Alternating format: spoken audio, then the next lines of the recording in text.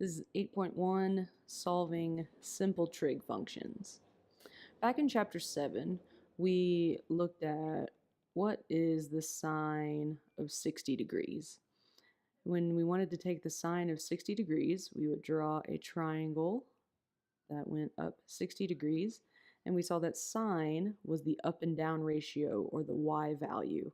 And if we have a 60 degree here, and my hypotenuse is 1, then I would have a root 3 over 2.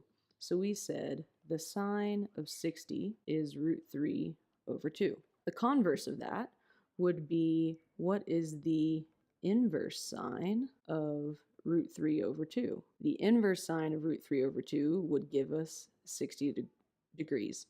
And this symbology is basically just to help us put things in the calculator correctly. I take the sine of an angle and get a numeric result. I take the inverse sine of a numeric result and get an angle. In 8.1, we are going to use these relationships to solve equations. So let's say we are told sine of x is 1/2. We are going to solve for x between 0 and 360 degrees. So when I look at this, sine of x is 1/2, I am looking for an angle. And I want to know where that angle, the sine would be 1/2. So I'll draw a little coordinate plane. Sine is 1/2. Sine is the y value, so that's the up and down relationship, which would be 1/2. And if I draw that triangle, I know from the unit circle that that would be 30 degrees. Right? But there is another place on the coordinate plane where sine of an angle is 1/2, and that would be over here in quadrant 2. The sine is also 1/2. The angle inside here is 30 degrees, but the actual angle starting from 0 is 150 degrees. So in order to solve this equation, sine of x is 1/2, we know that that happens at 30 degrees and 50 degrees. So we have two answers for this problem. This problem could be written like this. 2 sine of some angle will give me 1. We treat this as one unit that will never be split apart, and then we just divide by 2. And then we have this original equation. Sine of x is 1/2. Okay, let's take a look at another problem like that. Let's say we have 2 cosine x is equal to negative root 3, right? So for this, I would divide by 2, and I would end up with the cosine of x is equal to negative root 3 over 2. So I am looking for an angle where the cosine of it is negative root 3 over 2. So there's my coordinate plane. Cosine is left and right. Cosine is negative over here, right? Root 3 over 2, that's the long side. So I would have a triangle that could look like this or like this. So my angle value could be 150 degrees, or my angle value could be down here, 180 plus 30, 210 degrees. So 2 times the cosine of 150 or 210 will get me negative root 3. Or we just solved this equation here. At what angle is the cosine negative root 3 over 2? That's over here, 150 and 210. All right, let's try another. Let's try the tangent of x is negative 1. Go ahead and pause the video, see if you can figure out at what angle is the tangent negative 1. All right, we know that tangent is the y value over the x value. So we want a y value over x that would be negative 1. So that would be 1 over negative 1, or negative 1 over positive 1. So y is positive 1 and x is negative 1 over here. Positive 1, negative 1, and this would be a 45-degree angle, but the actual angle is 135. If I say that y is negative 1, but x is positive, that's down here. Y is negative 1, but x is positive 1. This is also a 45-degree angle, but the actual angle is 315. So to solve this, x would be 135 degrees or 315 degrees. All right, all of these problems we were solving if x were between 0 and 360 degrees. We can also solve these problems in radians.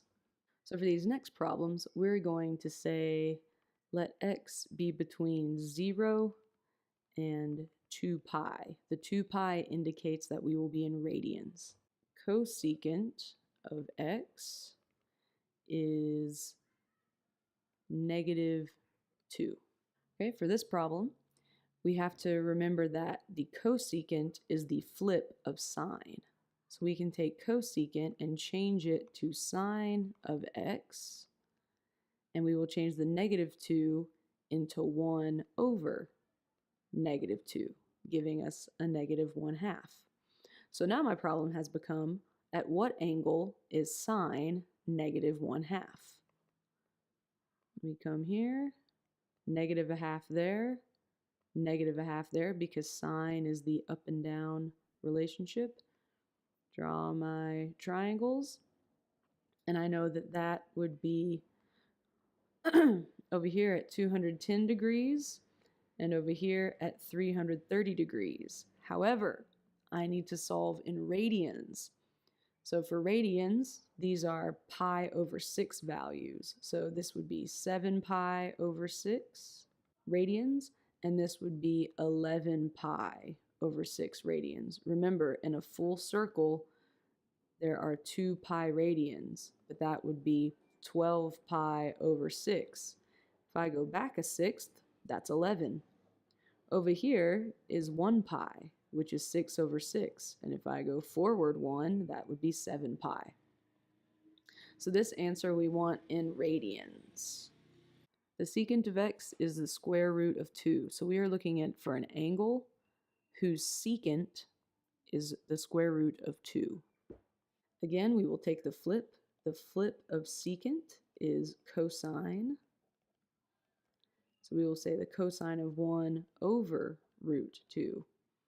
This doesn't look like anything special, but we need to rationalize it. Times root 2 over root 2. So that would be the cosine of x is root 2 over the square root of 4 is 2. Now this looks special. The cosine of x is root 2 over 2. Cosine is positive over here to the right.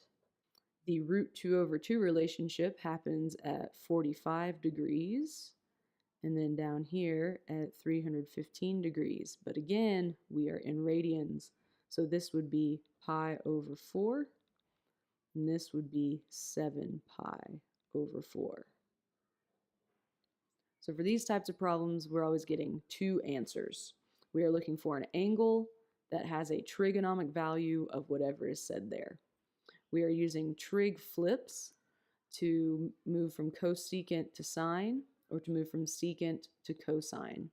And we can have problems that are in radians or in degrees. But we can also have problems that are not these special angles, and for that, we'll need our calculator. All right, for this problem, the sine of some angle will be -0.7. This is not a special relationship, but we can still sketch it out. So I'm looking for an angle that will give me a sine of -0.7. So negative would be down here, -0.7, and then also here, -0.7. All right, I don't know what these angles values are, so I'll have to use my calculator to help me out. So first, I will make sure that I am in degree mode. Okay, and once I am in degree mode, I can take the inverse sine of -0.7. I'm taking the inverse because I want an angle. So this is going to give me an angle measure of -44.43. Why is it negative? Because it's starting from here and counting backwards. So that means my angle measure inside the triangle is -44.42. My angle in there is 44.42. And my angle in there is also 44.42. So in order to get my actual angles, I can start here at 360 and go backwards. So I'll do 360 minus 44.42. And then over here, I will do 180, and I'm going further, so I'll do plus 44.42. You will not always subtract from 360 and add to 180. It just depends on what quadrants you're in. In this case, I'm in quadrant 4, so I'll do 360 minus. I'm also in quadrant 3, 180 plus. It just happened that way because of what quadrants we're in. Okay, so we have 360 minus, and we have 315.58 degrees. That makes sense. That's in the third quadrant. And then I have 180 plus 44, and I get 224, which makes sense because I'm in the third quadrant down there. So that means the sine of this angle and this angle will get negative 0.7. All right, and we can check that on our calculator. If I take the sine of 315.58 degrees, that's pretty close to negative 0.7, so I think we did our problem correctly. The sine of that angle is negative 0.7, as well as the sine of that angle. Let's take a look at another. 3 secant of x plus 7 equals 5. We're going to solve this like a normal equation. Subtract the 7, get negative 2, divide by the 3. So we have secant of x is equal to negative 2/3. All right, secant, I don't have a secant button on my calculator because I have a cosine button on my calculator. Then we'll just flip that fraction, negative 3/2. Secant and cosecant are the flip of one another. So now I have this guy right here. So I'm going to, in my calculator, do the inverse cosine of negative 3/2 because I want the angle measure. All right. Inverse cosine negative 3/2. We've gotten an error. Why would we get an error? Let's take a look. Cosine of x, negative 1.5. That would be over here, negative 1.5. But in the unit circle, my radius is always 1. So I can't have a side length be longer than my hypotenuse. So that's why we got an error. This situation doesn't exist. The cosine of an angle can never be 1.5. It always must be less than 1. So in this case, there is no solution. All right, let's take a look at another example that actually has a solution. All right, 4 cosecant of x plus 6 equals negative 1. We will move the 6 by subtracting and get negative 7, then divide by 4. The cosecant of x is going to be negative 7/4. Cosecant will change to sine, and we will take the sine of negative 4/7. So we grab our calculator. The inverse sine of negative 4/7. Negative 34.85 degrees. We got negative 35, so we start at 360 and go backwards. Sine is negative here, and sine is also negative right here. So we will take 360 minus 35.84, and we will take 180 plus 35.84. All right, 324.16, and over here we would get 215.84. All right, so our two values, our two angle measures here are 324.16 degrees and 215.84 degrees. Let's take a look at one more problem, and we'll do this one in radians. All right, 3 cotangent of x plus 6 equals 8. Subtract the 6, get 2, divide by the 3, get 2/3. The cotangent of x is 2/3. We flip and use tangent and flip this and get 3/2. Okay, so then we will take the inverse tangent of 3/2 and see what happens. Inverse tangent. we get 56.3 degrees. 56.3 degrees. Oh, I said we were going to use radians though. All right, so for this, we want to make sure our mode is in radians.